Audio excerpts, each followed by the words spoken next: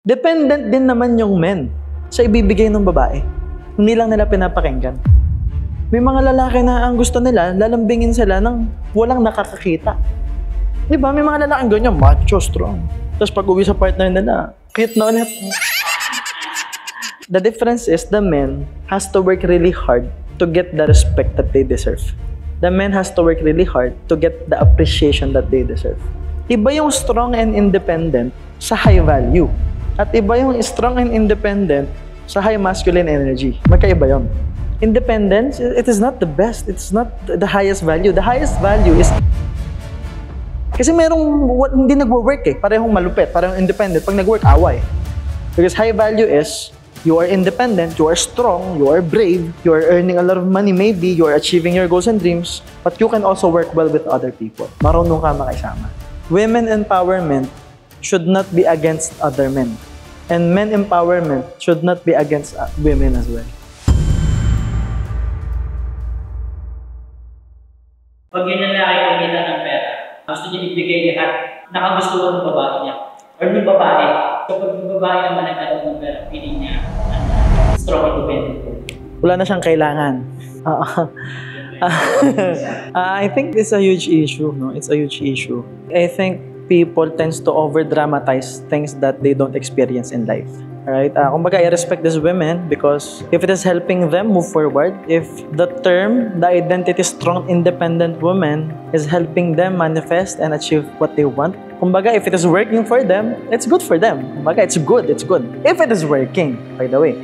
So, let's put a context and structure to it muna para mas malinaw tayo. Alam naman natin, baka mga keyboard warriors magalit na naman sa atin. No? The idea is being strong and independent as a man is normal.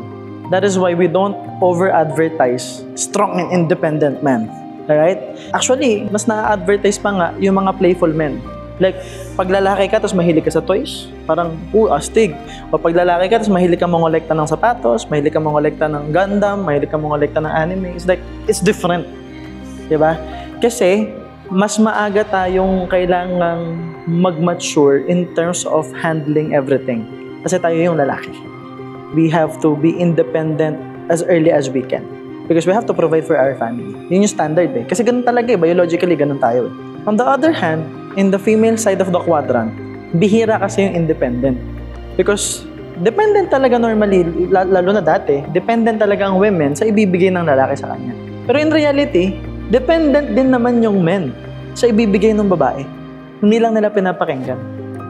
Dependent din naman yung lalaki eh. Like, gusto ng lalaki ng respect, gusto ng lalaki ng pagmamahal. May mga lalaki na ang gusto nila, lalambingin sila ng walang nakakakita.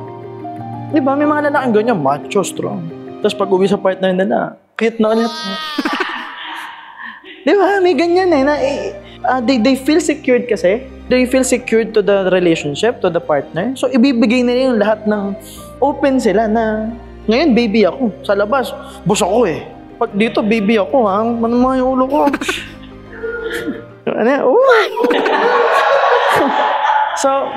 So the point is, sa lalaki, may needs din yan. And the man is open naman eh.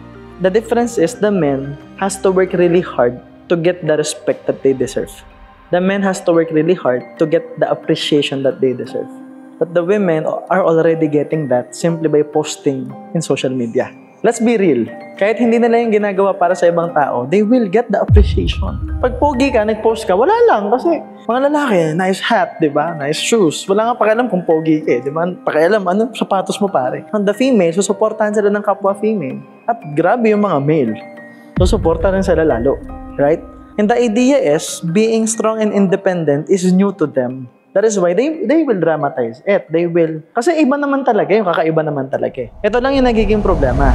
Iba yung strong and independent sa high value. At iba yung strong and independent sa high masculine energy. Magkaiba yun. Kasi in reality, there's no such thing as independent. If you look closely, tatlo kasi yan eh. Dependent. So ito yung baby ka, nakadepende ka sa pagmamahal ng magulang mo. Hindi ka mabubuhay without being dependent. Human beings, we are designed to be more dependent longer because we are dependent to the love. Yan ang bumubuhay talaga sa ating pagmamahal. We are love. Hindi alam ng maraming tao, hindi nila matanggap yan. Pero in reality, love is a big thing for us. Okay? Too independent, kaya mong buhayin ang sarili mo. Pero hindi ito yung best value. Independence, it is not the best. It's not the highest value. The highest value is interdependence. Interdependence is, you are independent, you are independent, you are independent, you are independent, I am independent, but we can work together. Magaling ka, magaling ako, pag nagsama tayo, sobrang galing. Malupit siya, pag nagsama, sobrang lupit. That's synergy. That's 1 + 1 = 5. Kasi merong hindi nagwo-work eh. Parehong malupit, parehong independent. Pag nag-work, away. Kasi yung pinagtatalunan, sinong mas independent sa kanila? So that's ego. Ang laban, sinong mas independent? Di nga ganun eh. Ang laban, di kita kailangan. So pag ang babae, sinabi nila, strong and independent woman sila, tapos sinabi nila, hindi nila kailangan ng lalaki. That's high masculine energy. They want to prove something to people na hindi nila kailangan ng lalaki. Pero pag inanalyze natin, yung building na to, sino gumawa? Lalaki. Yung tubig mo sa bahay, tubero, lalaki. Yung tinapay, panadero, lalaki. Yung nagbibigay sa'yo ng lisensya, lalaki. MMDA, mga lalaki most of the time. Police, lalaki. The structures sa buong mundo is created by hard-working men. I'm not saying they are more valuable, but the men deserve the credit. And you have to give credit where credit is due. Ang mga lalaki, hindi naman tayo kontra dun sa ano eh. To be honest like, astig nga, di ba? Astig nga yung kaya nila sarili na, astig. Astig yun. Sobrang na-appreciate natin yun. It's just that, if you want appreciation, don't reject the work of the men as well. Because rejecting other people doesn't make you a better person. You will just sound like you have a lot of ego. So para sa akin, ang high-value woman, regardless of the income niya, may high-value woman kasi na hindi mayaman, pero grabe magbigay ng pagmamahal, grabe magbigay ng appreciation, grabe magbigay ng loyalty, yung commitment niya. You know, she can turn a lot of things around. She can turn money into food. She can turn money into a meal. She can turn money into a home. She can turn money to love. Diba? Or, we have high-value women who can be independent, who know na alam nilang kaya nilang mag-isa, pero they also know that they can work with other people, not just men. They can work with other females and they can work with other males as well. That's high value. Because high value is, you are independent, you are strong, you are brave, you are earning a lot of money maybe, you are achieving your goals and dreams, but you can also work well with other people. Marunong ka makisama. Kasi masakit yun eh, yung pag ang lalaki, tama yung sinabi mo, no? Pag ang lalaki, dumami yung pera, gusto niyang ibigay sa mga babae sa buhay niya. Sa nanay niya, sa partner niya, sa lahat.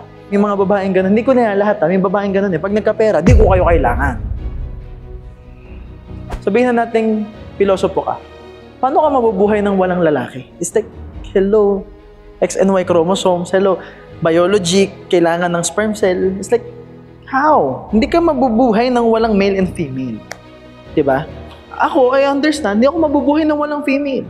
Kasi paano ako mabubuo? So, ang nangyayari lang, ang lalaki, hindi naman natin nare-reject na kailangan natin ng babae.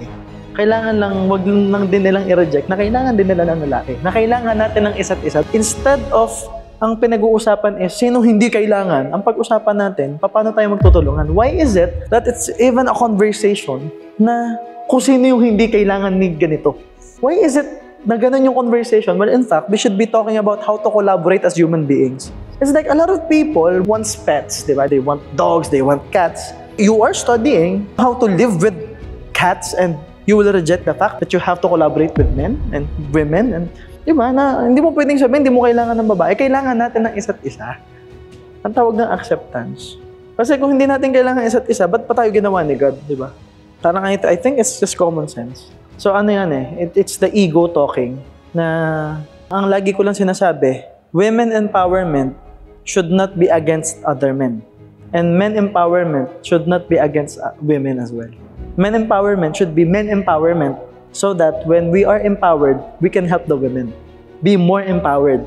And women empowerment should be building high-value women regardless of the high income scale, regardless kung mayaman sila, regardless kung hindi. It's empowering women na pag empowered sila, they can also empower men as well. So that parehong nagmo-move forward kasi pare-parehas po tayong tao. Yun yung mahalaga.